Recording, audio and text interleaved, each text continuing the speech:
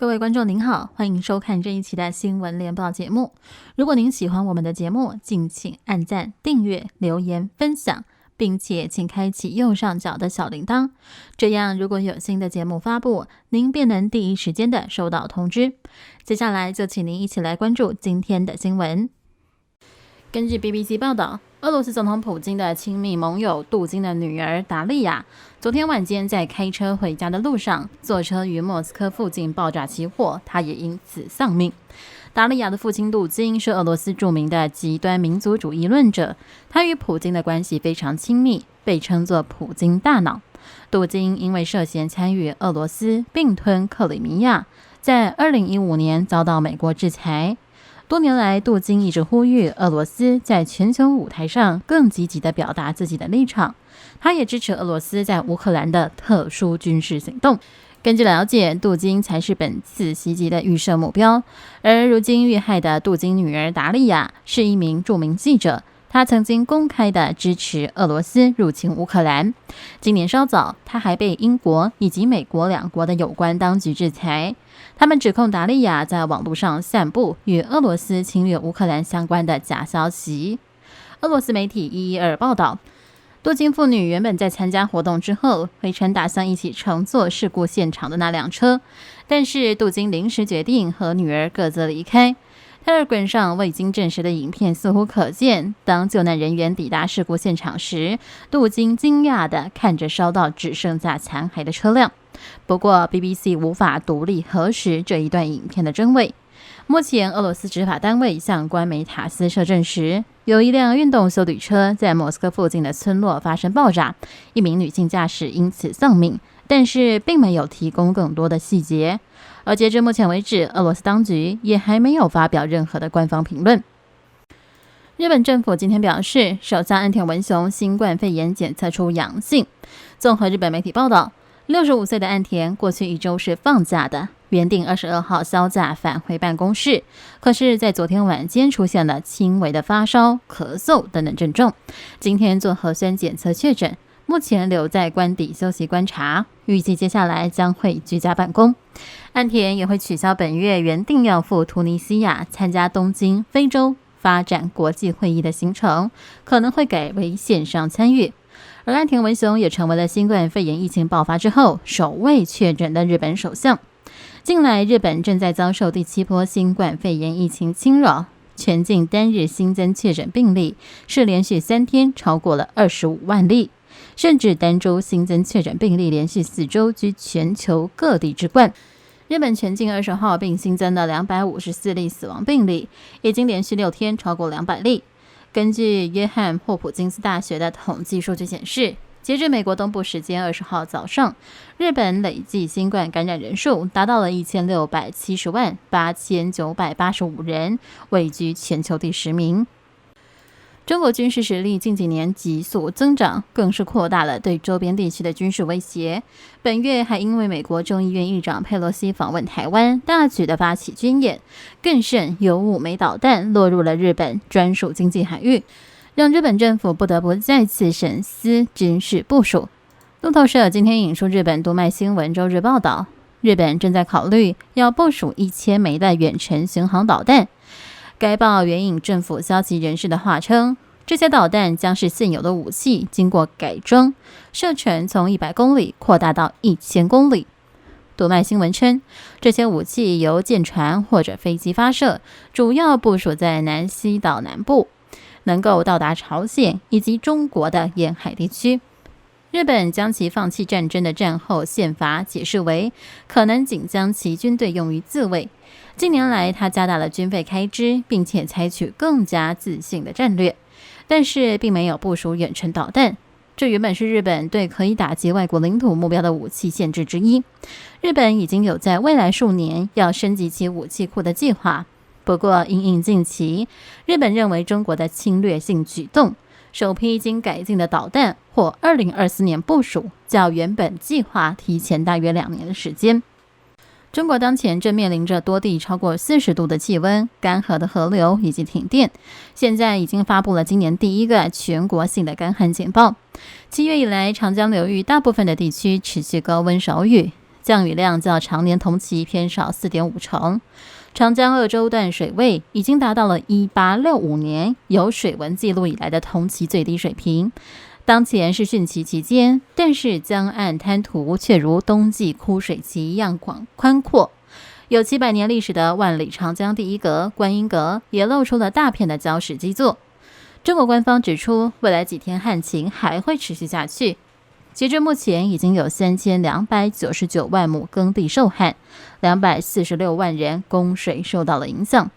综合中国媒体报道，截至目前，四川、重庆、湖北、湖南、安徽、江西等等9个省市耕地受旱面积达到3299万亩，246万人、35万头大牲畜因旱供水受到影响。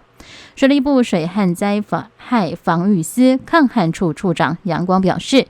水利部门提早谋划，前期抢抓水库蓄水，在发生严重气象干旱的情况下，长江流域受旱省市水库蓄水总量目前与常年同期基本持平，为抗旱储备了水源。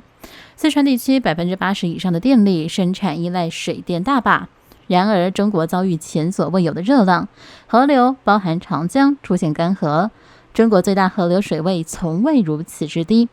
在长江岸边，再往北，包含武汉都被波及。现在四川省是不得不采取严厉的措施来节省电力，工厂与企业受影响是首当其冲。省会成都还不得不部分限电关灯，而由四川供电的浙江以及江苏的工业省份也开始限电。该报道称，这是继清零政策之后对中国经济的又一次打击。而根据中国水利部消息，干旱还将再持续至少1周的时间。除了工厂面临限电问题之外，农业缺水也将引发秋季粮食问题。中共官媒央视19号指出，重庆市已经有66条河流断流，34个区县遭受旱灾。同样依赖长江供水的中部省份安徽本周警告到，土壤过度干燥正在影响88000公顷的秋粮。中央气象台公布，过去1个月35度 C 以上的高温天气覆盖中国450万平方公里的面积，几乎是国土总面积的一半。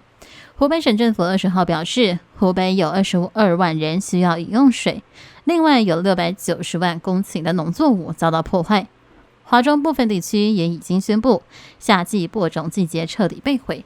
在评论干旱对中国经济的威胁时，政治经济学家马洪中国投资管理公司创始人马大伟直言，水资源短缺将会是短期的重大问题。中央社综合中国媒体报道，中国青海省西宁市大通回族土族自治县18号发生了山洪灾害。截至20号晚间10点，目前累计有25人罹难，6人失踪，23人获救，转移安置群众3104人。在受灾房屋安全鉴定之后，组织742人回到原居住房屋。省级救灾物资储备库调拨熨棉被褥、绒衣裤、防寒鞋、雨衣等等6600余件。西宁市大通回族土族自治县18号发生山洪灾害。青海省应急管理厅党委书记、副厅长韩向辉在记者会上表示，这一次山洪灾害成因3面向，分别为近期连续降雨使得土壤水量达到或接近饱和，降雨时间短而且强度大。17号晚间强降雨导致河道流量突增至大约每秒100立方公尺。根据中国应急管理部官网21号的消息，应急管理部在灾害发生之后，是迅速调度青海省消防救援总队，派出了604名的消防救援人员，107辆的消防车，8只搜救犬赶赴现场。另外也协调了甘肃省增派消防救援人员、消防车、搜救犬等等。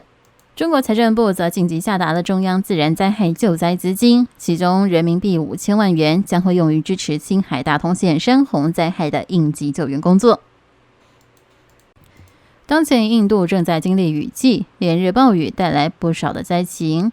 中央社综合报道，印度气象局本月稍早预测，印度8月、9月雨量很可能维持正常水准，意味着整体而言，这一个亚洲第3大经济体渴望农产丰收。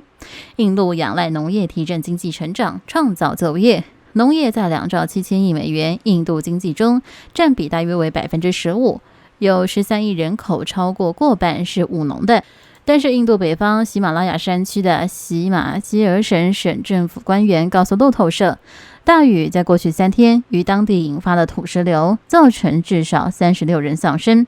同样多山的邻省北阿坎德省的政府正式声明指出，连续降雨导致4人死亡，13人失踪。北阿坎德省负责灾害管理的官员辛哈表示，已经派直升机到偏远地区，因为豪雨有关事件而受困的民众进行救援。救援行动正如火如荼的展开。东部的奥里萨省官员则称，暴雨不断，当地有至少6人罹难。洪水导致奥里萨省将近80万人受灾，数以千计民众流离失所，造成停电、停水，而且道路毁损。截至目前，全省已经有12万人撤离灾区。东印加尔克汗德省兰加县当局指出，纳尔卡里河水位高涨，昨天已经有5人被冲走。地方官员米希拉表示，目前找到了4具遗体。综合统计，过去3天，印度东部以及北部已经至少有50人因为洪水、土石流等等丧命。谢谢您收看民进新闻台，敬请您点赞、分享、订阅、推荐给您的亲友，恳请您点击节目内容简介里的 PayPal 链接支持我们。